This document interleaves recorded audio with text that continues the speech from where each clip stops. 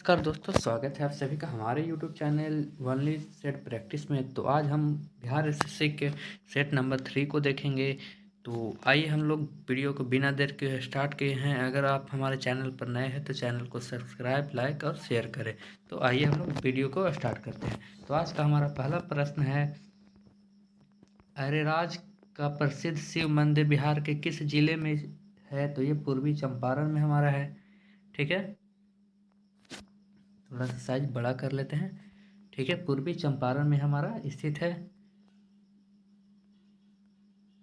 आगे चलते हैं। बिहार के प्रख्यात गायक रजा शाह ने किस नए यंत्र का शुभारंभ किया है? तो ठाट का। ठीक है, आगे चलते हैं। निम्नलिखित में से कौन सा व्यक्ति बिहार के राज्यपाल कभी नहीं रहे हैं? तो कभी नहीं रहे हैं ये हमारे भागवत झा आज़ाद ये हमारे बिहार के कभी राज्यपाल नहीं रहे हैं। आगे चलते हैं। गंगा के उत्तरी मैदान में निम्नलिखित में से कौन सी पहाड़ियाँ स्थित है? तो रामेश्वर की पहाड़ी। ठीक है, आगे चलते हैं। बिहार में किसान सभा के गठन की औपचारिक घोषणा कब हुई? तो औपचारिक घोषणा हुई हमारे 1928 को, 4 मार्च 1928 को। ठीक है, आगे चलते हैं। राज्यसभा के सदस्यों का सेवा काल कितना वर्ष का होता है? तो राज्यसभा के होता है 6 वर्ष के लिए। शतरंज का खेल का शुरुआत कहाँ से हुआ? तो शतरंज हमारा पारसिया से हुआ। ठीक है, पारसिया से शतरंज का शुरुआत होता है। ठीक है, ये 7वीं सदी में हुआ था। 7वीं सदी में इसका शुरुआत हुआ था। आगे चलते हैं। द व्हाइट कैसल नामक पुस्तक किसने लिखी? तो द व्हाइट कैसल नामक पुस्तक के लेखक हैं हमारे ओरहन पामुक। संयुक्त राष्ट्र शैक्षणिक वैज्ञानिक तथा सांस्कृतिक संगठन मतलब यूनेस्को का मुख्यालय कहाँ है? तो ये हमारा पेरिस में है, फ्रांस में। ठीक है, आगे चलते हैं। भारतीय संविधान ने सुदृढ़ केंद्र के साथ संघीय प्रणाली कहाँ से ली है? तो ये हमारा कनाडा से लिया है। थॉमस कप का संबंध किस खेल से है? तो थॉमस कप का संबंध हमारा बैडमिंटन से है। भारत में संघ राज्य क्षेत्रों की संख्या कितनी है? तो संघ राज्य क्षेत्रों की संख्या की बात करें तो ये हमारा 7 है। फिर आगे चलते हैं। नायलॉन के आविष्कारक के साथ निम्न में से कौन संबंधित है? तो ये संबंधित हमारे हैं जे नाइसफोर नाइपेस। ठीक है, आगे चलते हैं। भारत में सबसे ऊंचा बांध भाखड़ा बांध किस नदी पर स्थित है? तो सतलज नदी पर ये स्थित है। फिर म्यांमार का मुद्रा क्या है? तो ये कयात है। रुपया का बात करें तो ये हमारा भारत का है। बांग्लादेश का बात करें तो टका। आगे चलते हैं। सबसे छोटा देश जनसंख्या की दृष्टि से कौन है? तो हमारा वेटिकन सिटी है। ये जनसंख्या और क्षेत्रफल दोनों में सबसे छोटा है। भारत में लोकनायक की पदवी के साथ कौन संबंधित है? तो लोकनायक जयप्रकाश नारायण। निम्नलिखित में से कौन सा एक कर्नाटक संगीत का रूप नहीं है? तो ये हमारा है टप्पा। टप्पा ये कर्नाटक संगीत का रूप नहीं है। निम्नलिखित में से भारत रत्न का सम्मान पाने वाले सर्वप्रथम व्यक्ति कौन थे? तो सबसे पहले व्यक्ति हमारे थे सीवी रमन, जिन्हें दिया गया था। ट्रांस साइबेरियन रेलवे के टर्मिनल्स कहाँ है? तो ये सेंट पीटर्सबर्ग और व्लादिवोस्टॉक में। ठीक है, ऑप्शन नंबर बी है। अभ्रक का सबसे बड़ा भंडार कहाँ है? तो ये हमारा भारत में है। कंटूर वे काल्पनिक रेखा है जो दर्शाती है, तो वो दर्शाती है हमारा बराबर ऊंचाई वाले क्षेत्र को। फिर तरुणावस्था में नदी अपरदन का विशिष्ट लक्षण निम्न में से कौन सा है? तो विशिष्ट लक्षण हमारा है गार्ज, जिसे कहते हैं महाखंड। भारत में निम्नलिखित में से किस राज्य की सीमा म्यांमार से के साथ नहीं लगती है? तो ये म्यांमार के साथ नहीं लगने वाली सीमा हमारा हो जाएगा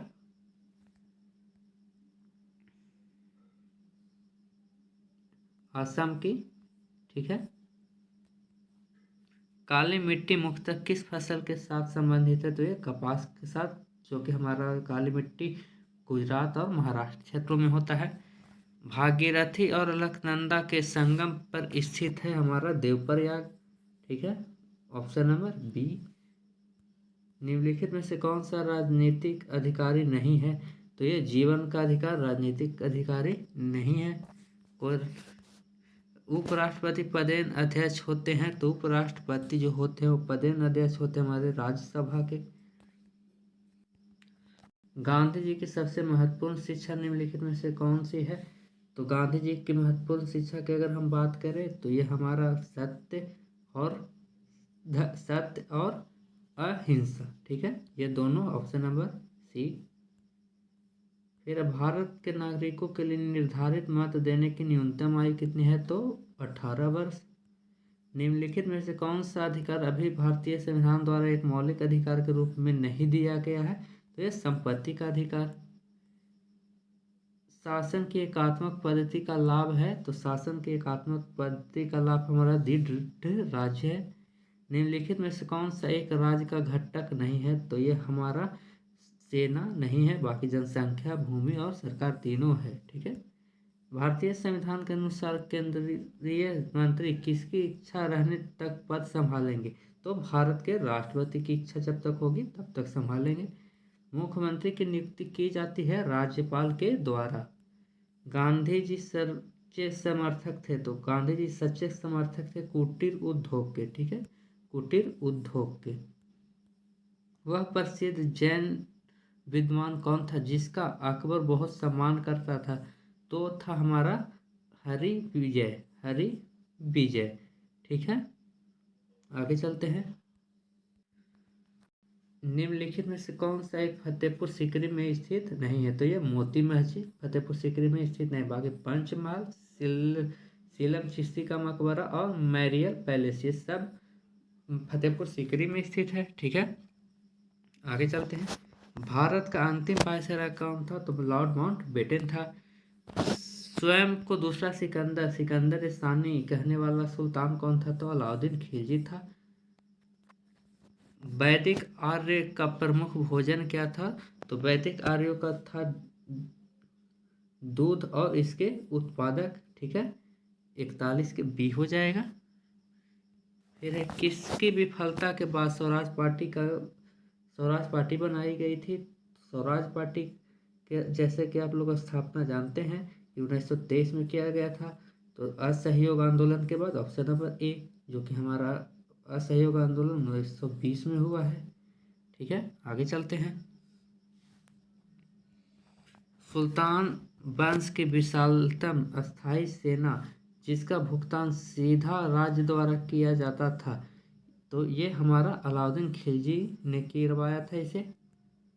फिर है चंद्रगुप्त मौर्य का प्रसिद्ध गुरु चाणक्य निम्नलिखित में से किस विद्या केंद्र से संबंधित है? तो ये तक्षशिला के गुरु थे। ठीक है, आगे चलते हैं। निम्नलिखित में से किस राजपूत राजा ने मोहम्मद गौरी को पहली बार हराया था? तो मोहम्मद गौरी को पृथ्वीराज चौहान ने हराया था। ठीक है, तराइन के प्रथम युद्ध में, जो कि 1191 में होता है। निम्नलिखित में से किस चोल राजा ने लंका यानी सिहली को सबसे पहले जीता था? तो राजा राज प्रथम ने। ठीक है, विश्व व्यापार संगठन की स्थापना होती है 1995 में। अगर मुख्यालय की बात करें तो जिनेवा। ठीक है, आगे चलते हैं। व्यापार नीति में शामिल है, तो ये निर्यात आयात की नीति व्यापार नीति में शामिल है। फिर आगे चलते हैं। भारत में गेहूं का सबसे अधिक उत्पादन करने वाला राज्य कौन है? तो उत्तर प्रदेश हो जाएगा। किसने कहा था अर्थशास्त्र धन का विज्ञान है? तो एडम स्मिथ ने कहा था कि अर्थशास्त्र धर्म का विज्ञान है। तो ये हमारा 50 जीके का क्वेश्चन समाप्त होता है। चलिए साइंस में चलते हैं। तो आज का साइंस का पहला है जलवाष्प के भंडारित उष्मा है, तो जलवाष्प की भंडारित उष्मा को गुप्त उष्मा कहते हैं। ठीक है, ऑप्शन नंबर बी को। आगे चलते हैं।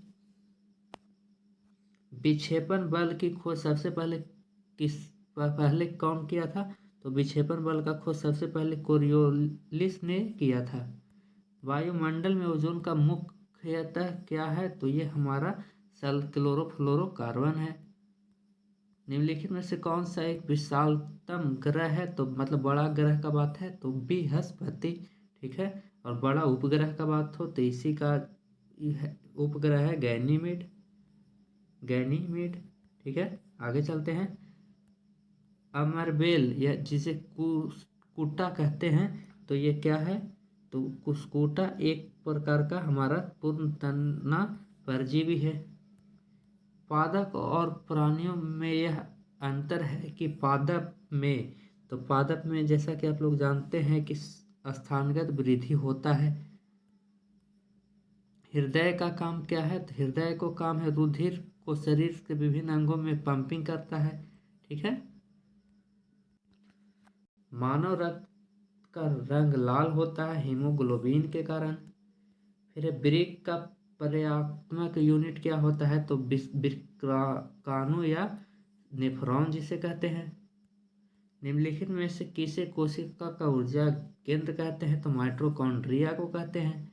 फिर आगे चले तो acquired immuno deficiency D syndrome मतलब एड्स निम्न में से किसके कारण होता है, तो ये वायरस के कारण होता है।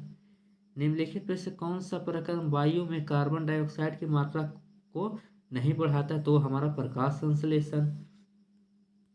कौन सा विटामिन हमारे शरीर में सबसे पहले अधिक तीव्र से बनता है, तो हमारा विटामिन डी जो कि धूप से मिलता है।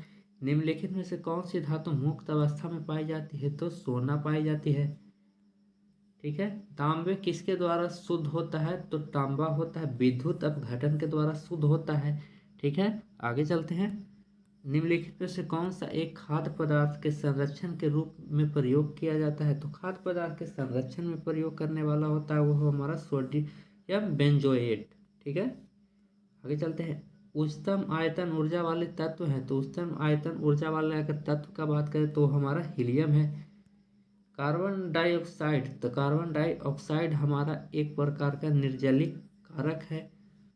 किसी तत्व के परमाणु का परमाणु क्रमांक 17 और परमाणु 36 है, तो उसका न्यूक्लियस में न्यूट्रॉनों की संख्या क्या होगी, तो 19 होगी। 36 माइनस 17 करेंगे तो 19 बचेगा, ठीक है। तो हमारा 19 राइट आंसर हो जाएगा। आगे चलते हैं। रेडियो तरंग के संचारण के लिए प्रयुक्त वायुमंडल का स्तर क्या है, तो वायुमंडल का स्तर है आयन मंडल, जहाँ से रेडियो किरण आती है, ठीक है। आयन मंडल ऑप्शन नंबर हमारा सी हो जाएगा, ठीक है। आगे चलते हैं। परावर्धकों का ऋणात्मक पुनर्भर्जन क्या है, तो पुनर्भर्जन का बात होता है तो बैंड की चौड़ाई को बढ़ाता है और शोर को घटाता है, ठीक है। ऑप्शन नंबर ए हो जाएगा राइट आंसर। विद्युत धारा में लगे आग को बुझाने के लिए जल का प्रयोग नहीं किया जाता है, क्यों, क्योंकि उसमें इलेक्ट्रोक्यूशन हो सकता है, ठीक है। ऑप्शन नंबर ए हमारा राइट आंसर हो जाएगा। आगे चलते हैं। पारदर्शी जिसे पेरिस्कोप भी कहते हैं किस सिद्धांत पर काम करता है, तो पेरिस्कोप हमारा पूर्ण आंतरिक परावर्तन पर काम करता है, ठीक है। ताम्र की डिस्क में एक छेद है, यदि डिस्क को गर्म किया जाए तो छेद का आकार क्या होगा, तो घट जाएगा, छेद का आकार घट जाएगा हमारा। वाहन चलाने हेतु पश्च दृश्य दर्पण कौन सा हो लगा होता है, तो उत्तल दर्पण होता है। तो ये हमारा 50 जीके और 25 साइंस का सवाल पूरा होता है। तो मिलते हैं नेक्स्ट वीडियो में। जय हिंद।